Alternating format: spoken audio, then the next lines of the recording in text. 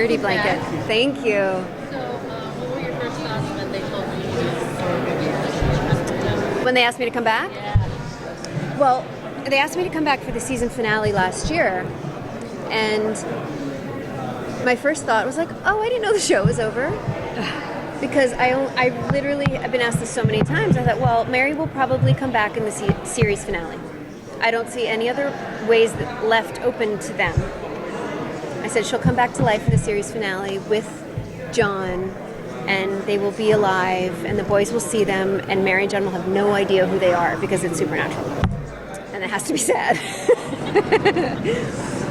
So I literally thought, I'm like, oh, I guess oh, okay.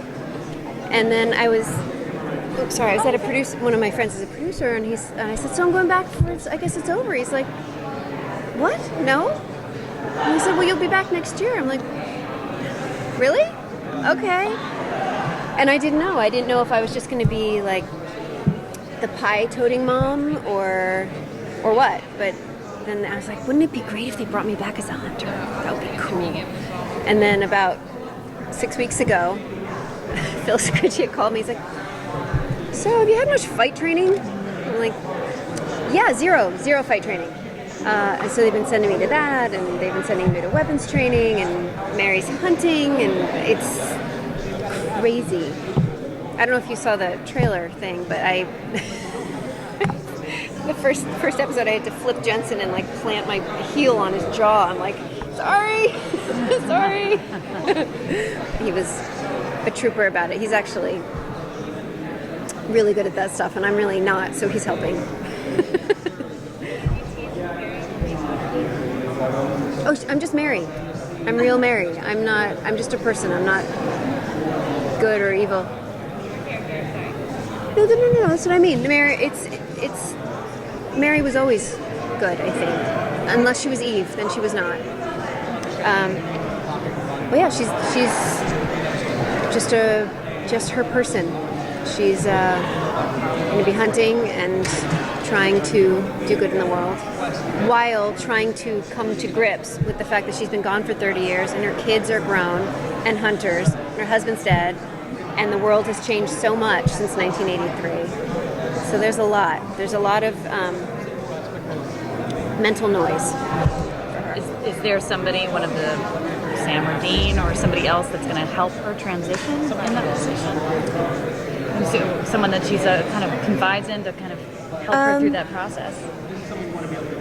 I think that the boys will help her as much as they can. Mm-hmm. I think particularly Sam, because I think he is more the emotionally verbal of the two.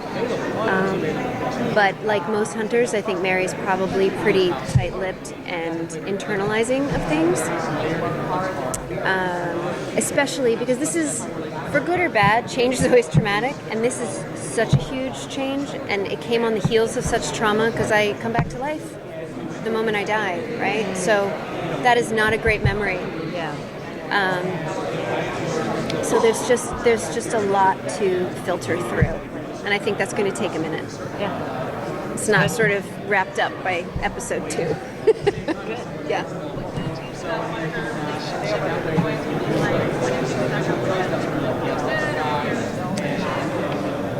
Well, I think that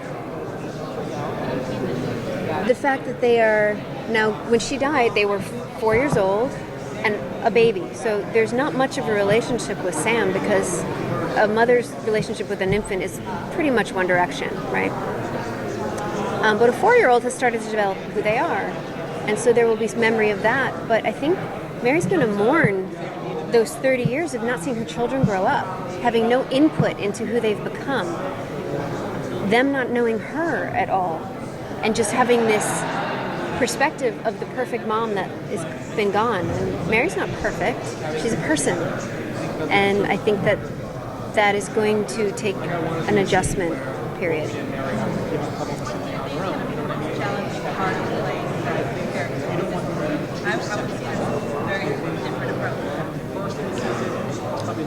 Right. Well, I sort of liken it to someone who gave up their baby for adoption. And then when the baby's 30 years old, it hunts down the mom, and she's like, I'm still your mom. And so it's finding the middle ground of not mothering them, but still being their mom and feeling maternal towards them and them. But that, I mean, even weirder for two kids who grew up without a parent, thinking she was gone forever, to suddenly be like, here you go. So there's so much there that I really have to think. I've been working on it a lot because you don't want to just do it all like, especially because the hunter, first and foremost, just looks like they always know what's going on, right? Because you can't act like, oh, it's a demon. Oh, you have to be like, okay, that's cool. I got it. And I think that that's sort of the same thing that Mary is going through right now. She's not going to show her cards. Well, speaking of that, if we're going to see Mary as Hunter again, thankfully, is there going to be any interaction with maybe Castiel or Crowley that kind of throw her off balance? Yes. Anything interesting like that? Yes. I won't disclose the circumstances of meeting Castiel, but it's really awesome. The scene is really awesome. And the dynamic there is great. Misha and I we just laugh. It's really fun. I don't know about Crowley. I don't know when and if that will happen. I'm sure at some point. What I want is to meet Jody Mills and Rowena, like the little mom thing happening.